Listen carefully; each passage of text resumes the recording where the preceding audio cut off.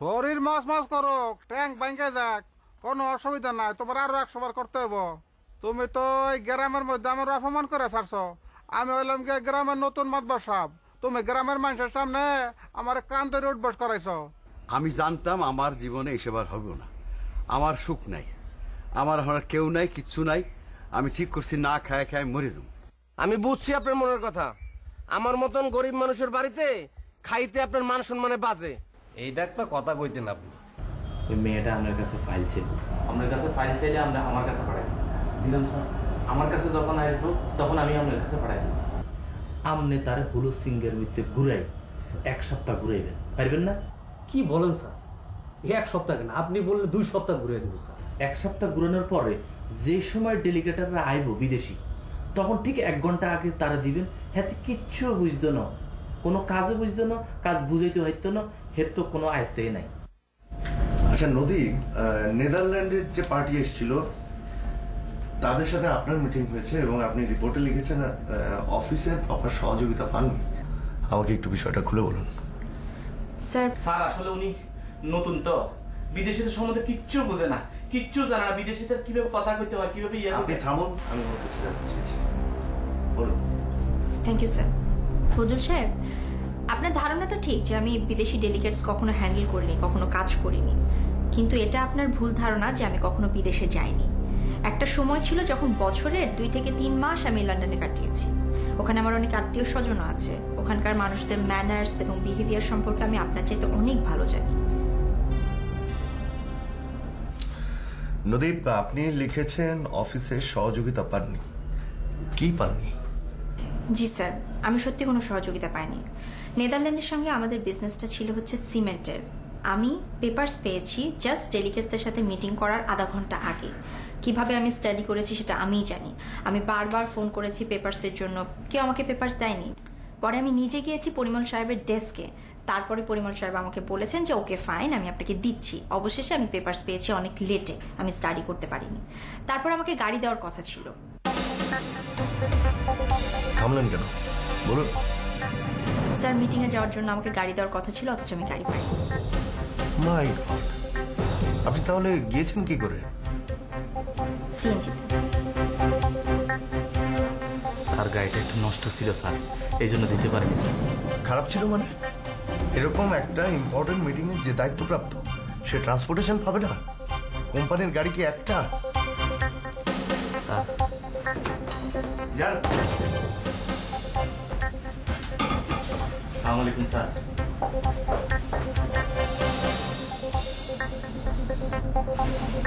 I am sorry sir.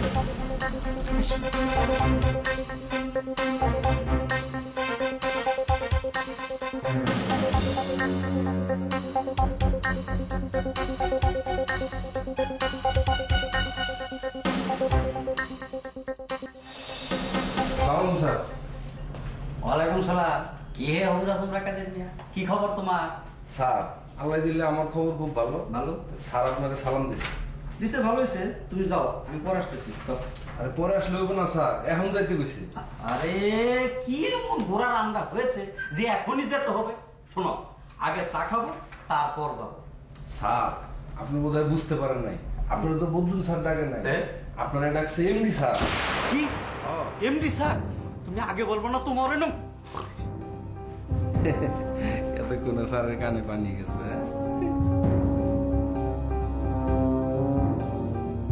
Sir আমাকে ডেকেছেন?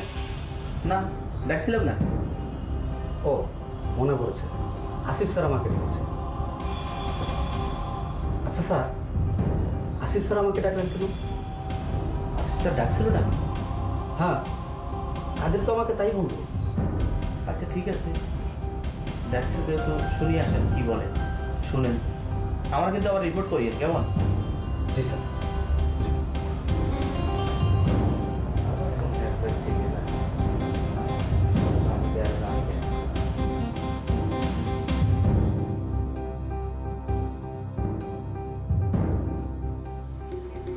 আচ্ছা, তুই সত্যি বৃষ্টি দেখছিলি? মিতু ভাই, আমি সত্যি সত্যি মনে হয় বিদ্যাপাকে দেখতি। কই দেখছিস বলতো?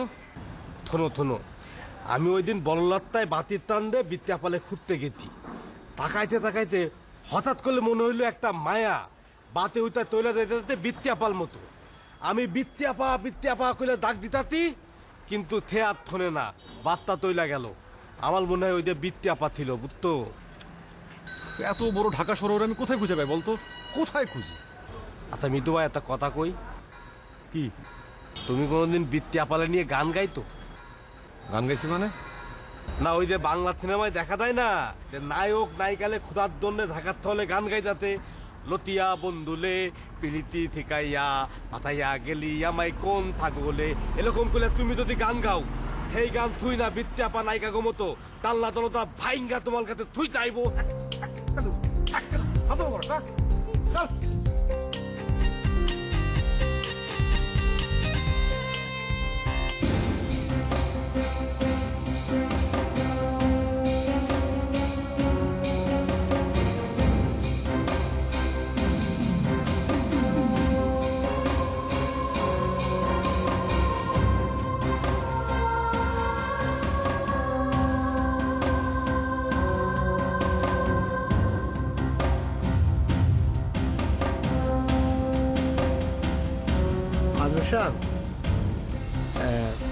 আপনার একটা কথা কই, সেটা হলো এই যে পথ দিয়ে আসতেছিলাম, তা ওই বদি ভাই কইছে আবার যদি আপনি এক ঠাং ভাঙেন তাহলে আপনার নাকি দুই ঠাংই ভেঙে দেবেন।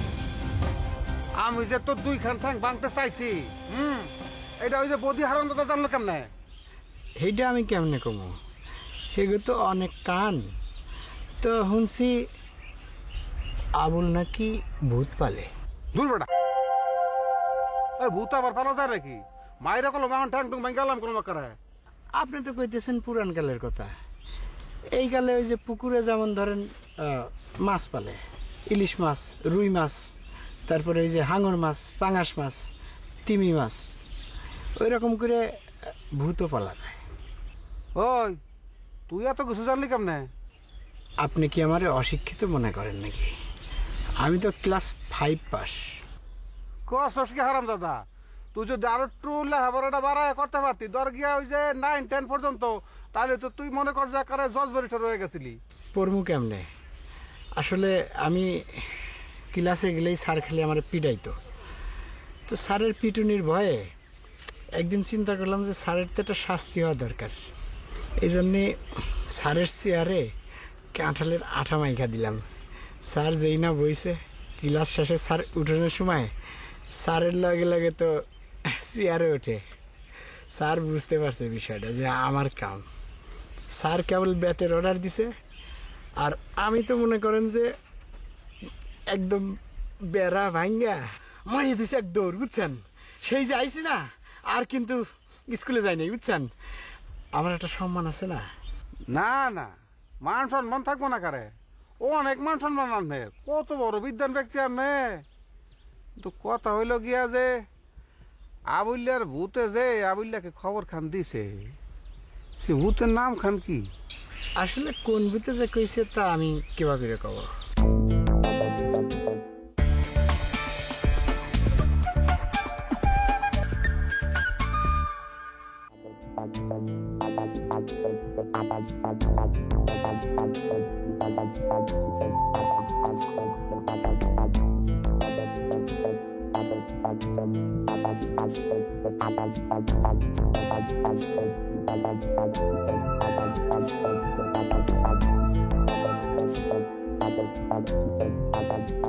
আমি কি কোনো বিপদের সামনে দাঁড়িয়ে আছি? বদরুল সাহেব তো আমার জন্য ভালোই ভাগ পেতে রেখেছে, কিন্তু এখন তো মনে হচ্ছে আমি নিজেই ফাঁদে আটকে যাচ্ছি। আসিফ সাহেব কি করতে চাচ্ছে কিছুই বুঝতে পারছি না। আসিফ সাহেব যদি বদরুলকে টাইট দেয়, তাহলে তো বদরুল সাহেব আমাকে টাইট দেবে। জেসির মা আমার ব্যাগ থেকে টাকা নিয়েছে, ওখানে থাকাটাও রিস্ক হয়ে যাচ্ছে। আসসালামু আলাইকুম আপা। ওয়ালাইকুম আসসালাম। আপনার জন্য একটা সুখবর আছে। কি সুখবর? ওই আপনার জন্য একটা রুম পাওয়া গেছে আপা। সত্যি? জি আপা, পাওয়া গেছে। রুমটা বেশ বড়, সুন্দর। তো আপা আপনার সাথে আরেকজন থাকবো। ও, আলাদা একটা রুম পাওয়া গেল না? না আপা, আগে হোস্টেলে উঠে পড়েন, কর্তৃপক্ষের সাথে খাতির জমায়া তারপরে একটা মন পছন্দ রুমে উঠে যায়। আচ্ছা, কবে থেকে উঠতে পারবো আমি?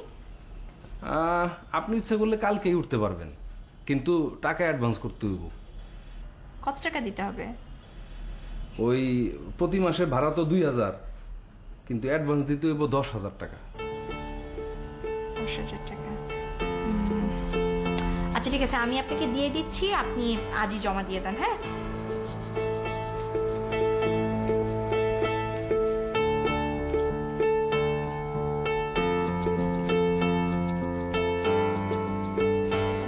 টাকা আছে, আপনি জমা দিয়ে দেন। আচ্ছা।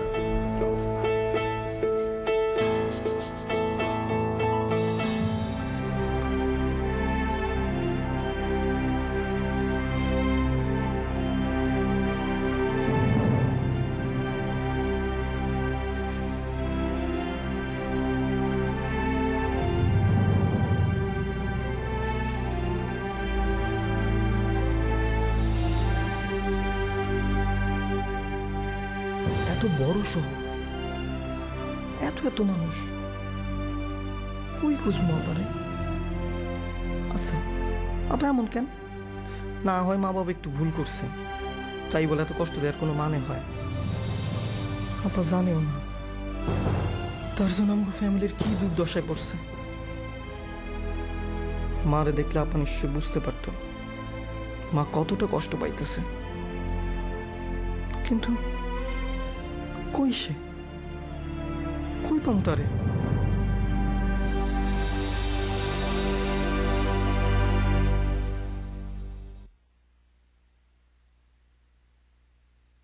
চাচা ওই যে রিস্কা ওঠেন।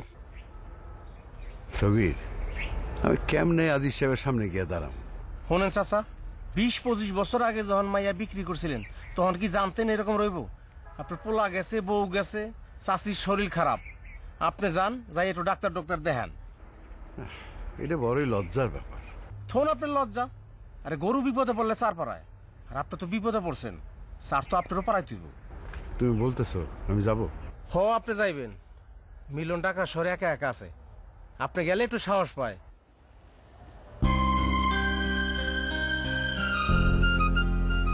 এই ধরেন আপনার টাকা।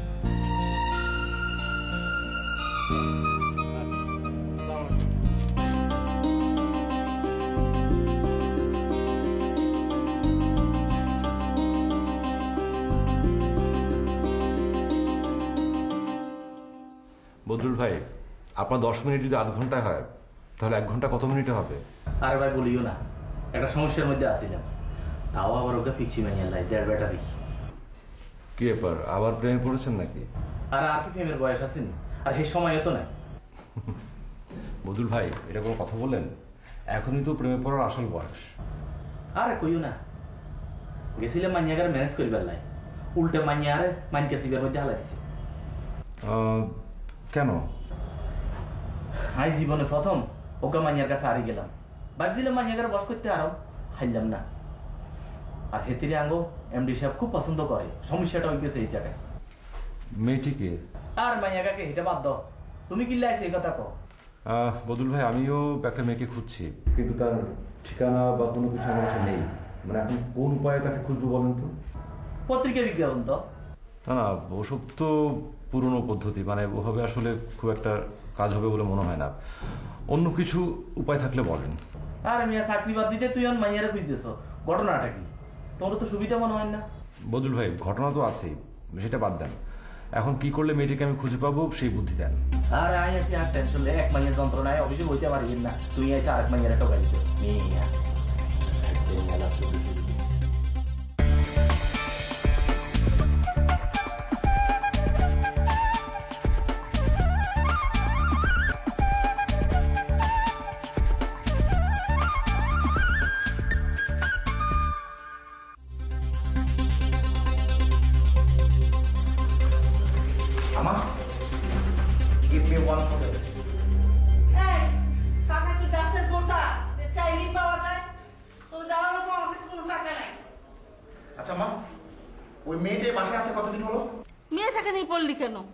না মানে সে যতদিন ধরে এখানে আছে, তুমি খাবারটা বাদ দাও, ঘর ভাড়াটা তো অন্তত পক্ষে পায় নাকি?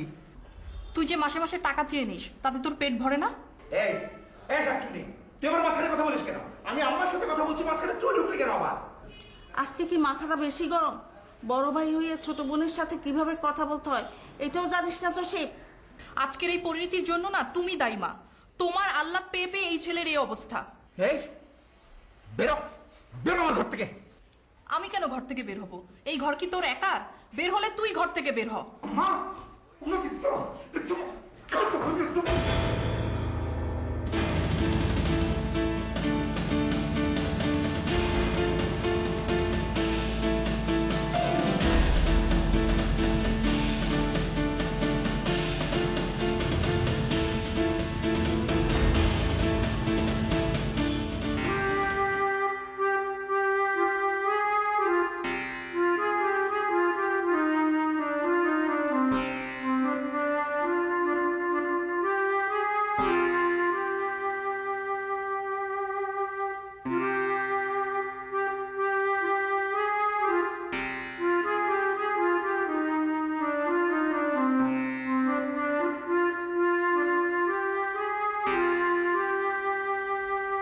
খালি হাতে এলে কেন?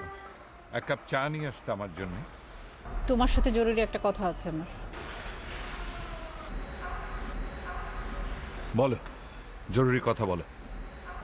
তুমি একেবারে চুপচাপ হয়ে গেলে কেন? আমি তো বরাবরই চুপচাপ। মেয়েটাকে নিয়ে কি তোমার কোনো কষ্ট নেই? তুমি কোনো কথাই বলছো না। বলেছিলে পত্রিকায় টেলিভিশনে বিজ্ঞাপন দিবে, কিন্তু তার কিছুই করছো না। তুমি অফিসে যাচ্ছ, বাসায় ফিরছো, মেয়েটাকে নিয়ে আগে দুটো কথা বলতে, এখন তাও বলো না। কিন্তু কেন? বলি না, বলে কি হবে? যে যায় সে তো এমনি চলে যায়, আর যে আসে তাকে না ডাকলেও আসে। শোনো, তোমার এসব দার্শনিক কথা শুনতে আমার ভালো লাগে না। তুমি বলো আমাকে আমার মেয়েকে খুঁজে এনে দিবে কিনা। অনেক তো খুঁজেছি, খুঁজে আর কি হবে বলো? আমি তোমাকে বলে দিচ্ছি, তুমি যদি আমার নদীকে খুঁজে এনে না দাও তাহলে আমি এই বাসা ছেড়ে চলে যাব। দু চোখ আমার যেদিকে যায় সেদিকে চলে যাব। হাসছো কেন? আমাকে ছেড়ে যেতে পারবে? তোমাকে ছাড়া আমি থাকবো কি করে? ঠিক আছে, আমি তোমাকে ছেড়ে কোথাও যাব না, কিন্তু আমাকে একটা কথা বলো তো, তুমি নদীকে খোঁজা বন্ধ করে দিলে কেন? এখনই শুনবে? শোনো তাহলে। আমরা যখন নদীকে অনেক খুঁজতে খুঁজতে রশিদ মিয়ার বাড়িতে গিয়ে হাজির হলাম, তখন ও কি করলো? আমাদের কথা শুনেও পালালো। কেন পালালো? কারণ ও এখন আর আমাদেরকে স্বীকার করে না। ও নিজের মা বাবাকেও স্বীকার করে না। যে মেয়ে সবকিছুকে, মানে মায়া, মমতা, ভালোবাসাকে অস্বীকার করতে পারে, তাকে কেন খুঁজতে যাব? শোনো, ও তো ছোট মানুষ, ওর বুদ্ধি কম, ওকে ক্ষমা করে দাও। ক্ষমা? ক্ষমা তো ওকে অনেক আগেই করে দিয়েছি। যাও, আমার জন্য এক কাপ চা নিয়ে এসো।